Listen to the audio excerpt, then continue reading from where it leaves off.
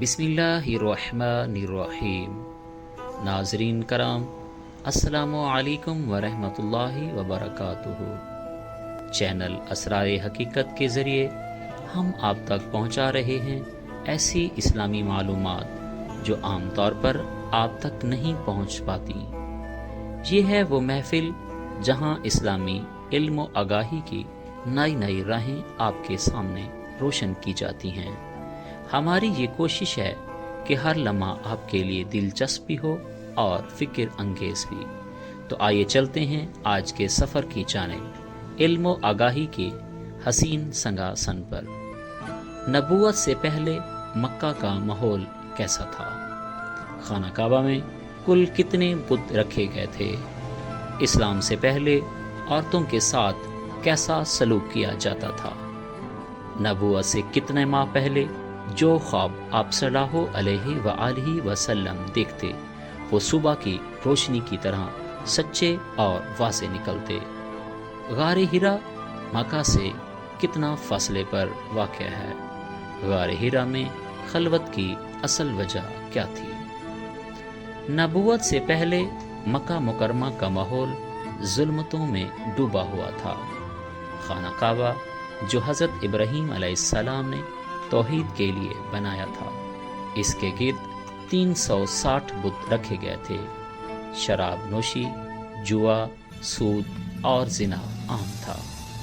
کمزور اور غلام طبقات پر ظلم و ستم کیا جاتا، عورتوں کو وراثت سے محروم رکھا جاتا اور بیٹیوں کو زندہ دفن کرنا عام رواج تھا۔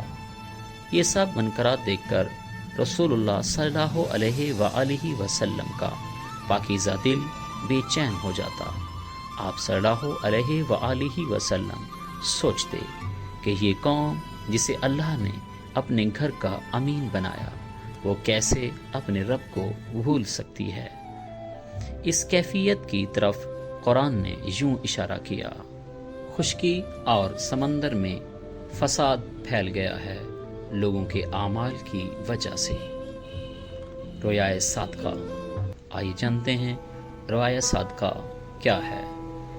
رویائے صادقہ اس دوران بعثت سے 1 سال پہلے اللہ تعالیٰ نے آپ صلی اللہ علیہ وآلہ وسلم کو ایک خاص روحانی کیفیت عطا فرمائی۔ آپ صلی اللہ علیہ وآلہ وسلم جو خواب دیکھتے وہ صبح کی روشنی کی طرح سچے اور واضح نکلتے۔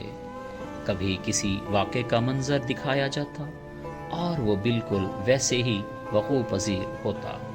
صحیح بخاری میں ہے، نبی کریم صلی اللہ علیہ وآلہ وسلم کو سب سے پہلی وحی رویائے صادقہ کی صورت میں ہوئی۔ جو خواب بھی آپ صلی اللہ علیہ وآلہ وسلم دیکھتے وہ صبح کی روشنی کی طرح واضح اور سچ ثابت ہوتا۔ یہ سلسلہ 6 مہینے تک جاری رہا۔ یہ گویا نبوت کی پہلی سیڑھی تھی، تاکہ جب فرشتہ وحی لے کر آئے تو آپ صلی اللہ علیہ وآلہ وسلم کا دل اس بوجھ کو قبول کرنے کے لیے تیار ہو۔ اور قرآن کہتا ہے، وہ اپنی خواہش سے کچھ نہیں کہتے، یہ تو وہی ہے جو ان کی طرف بھیجی جاتی ہے۔ رویائے صادقہ کے ساتھ ساتھ آپ صلی اللہ علیہ وآلہ وسلم کی طبیعت دنیاوی میل جول سے ہٹتی گئی۔ آپ صلی اللہ علیہ وآلہ وسلم تنہائی پسند ہو گئے، غور و فکر اور عبادت میں دل لگنے لگا۔ آپ صلی اللہ علیہ وآلہ وسلم کو غار ہرا جیسا پرسکون مقام محبوب ہو گیا۔ حضرت عائشہ رضی اللہ عنہا فرماتی ہیں، پہلی وحی سے پہلے رسول اللہ صلی اللہ علیہ وآلہ وسلم کو خلوت پسند ہو گئی تھی۔ آپ صلی اللہ علیہ وآلہ وسلم غار ہرا میں کئی راتیں عبادت کرتے اور پھر گھر آ کر اپنے اہل خانہ کے پاس آتے۔ قرآن نے اس کیفیت کو یوں بیان کیا، سورۃ مزمل آیت نمبر 5: ہم ان قریب آپ پر ایک بھاری بات ڈالنے والے ہیں۔ غار ہرا مکہ سے چند میل کے فاصلے پر جبل نور کی چوٹی پر ایک چھوٹی سی غار ہے۔ یہ غار اتنی تنگ ہے کہ ایک عام آدمی بامشکل بیٹھ سکتا ہے۔ آپ صلی اللہ علیہ وآلہ وسلم کئی دن وہاں قیام فرماتے۔ حضرت خدیجہ سلام اللہ علیہا آپ صلی اللہ علیہ وآلہ وسلم کے لیے کھانا اور پانی بھجوا دیتی۔ وہاں کی خاموش راتیں، پہاڑوں کا سناٹا اور آسمان کی جگمگاتی کہکشائیں آپ صلی اللہ علیہ وآلہ وسلم کے دل کو اللہ کی طرف اور زیادہ متوجہ کر دیتی۔ سورۃ ال عمران آیت نمبر 190۔ یقیناً آسمانوں اور زمین کی تخلیق اور رات دن کے بدلنے میں عقل والوں کے لیے نشانیاں ہیں۔ آپ صلی اللہ علیہ وآلہ وسلم وہاں خلوت کرتے، یعنی دنیاوی شور سے کٹ کر صرف اللہ کی طرف متوجہ رہتے، ستاروں اور چاند کو دیکھتے اور سوچتے یہ سب کس کے قبضے میں ہے۔ دل ہی دل میں رب کائنات کو پکارتے، جھوٹے معبودوں سے نفرت کرتے۔ یہ عبادت کسی شریعت پر مبنی نہ تھی، بلکہ ایک فطری عبادت تھی جو اللہ نے آپ صلی اللہ علیہ وآلہ وسلم کو الہام کے طور پر عطا کی تھی۔ قرآن اسی فطری دین کے بارے میں کیا کہتا ہے؟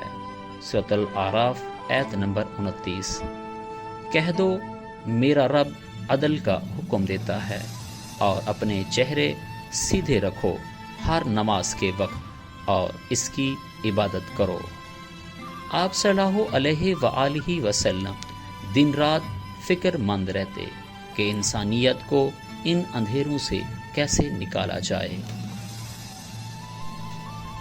آپ صلی اللہ علیہ وآلہ وسلم کے پاکیزہ دل پر یہ بوجھ بڑھتا جا رہا تھا۔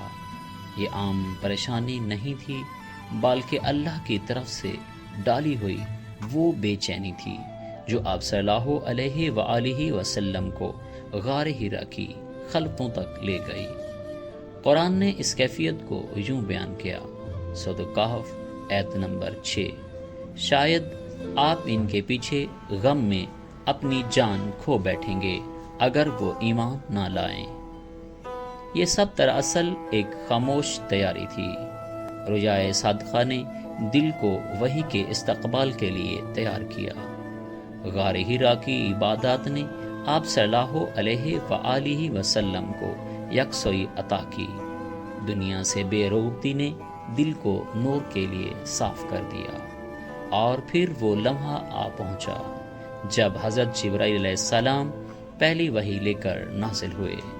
غار حرا کی خلوت میں وہ آواز گونجی جس نے انسانیت کی تقدیر بدل دی۔ قرآن میں ہے، ہم نے اس قرآن کو ایک بابرکت رات میں نازل کیا۔ غار حرا کی یہ تنہائیاں اور رؤیائے صادقہ کے وہ خواب دراصل نبوت کا پیچھے خیمہ تھے۔ یہ وہ لمحے تھے جب اللہ تعالیٰ اپنے محبوب صلی اللہ علیہ وآلہ وسلم کو دنیا کی سب سے عظیم ذمہ داری کے لیے تیار کر رہا تھا۔ قرآن میں ہے، یہ کتاب ہم نے تم پر اس لیے نازل کی ہے کہ تم لوگوں کو اندھیروں سے روشنی کی طرف نکالو۔ یہی وہ انقلاب تھا جس نے باطل کے اندھیروں کو مٹا دیا اور توحید، عدل اور رحمت کی روشنی پوری دنیا میں پھیلا دی۔ اگر آپ کو ہماری ویڈیو پسند آئی ہو، اسے لائک ضرور کریں۔ مزید ایمان افروز ویڈیوز کے لیے ہمارے چینل کو سبسکرائب کریں اور کمنٹس میں اپنی رائے کا اظہار کریں۔ آپ کے الفاظ ہمارے لیے حوصلے کا ذریعہ ہیں۔ شکریہ۔